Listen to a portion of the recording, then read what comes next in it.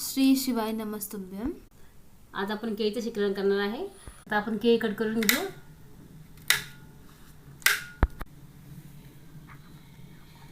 आता आपण कट करून घेऊ पूर्ण केळी.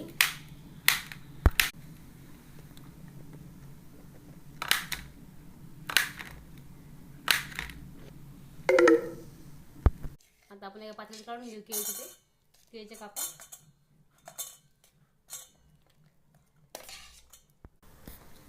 आता आपण केळी दूध घालून घेऊ. आवडीनुसार साखर टाकून घेऊ आपण याच्यामध्ये. इलायची बारीक केलेली मी ती घालून घेऊ केळीमध्ये थोडीशी. आपण सगळं एकजीव करून घेऊ याला. आता आपण एक वाटीत काढून घेऊ शिकरण. आता आपलं शिकरण तयार आहे. तुम्हाला आवडलं असेल तर माझ्या व्हिडिओला लाईक करा आणि माझ्या चॅनलला सबस्क्राईब करा.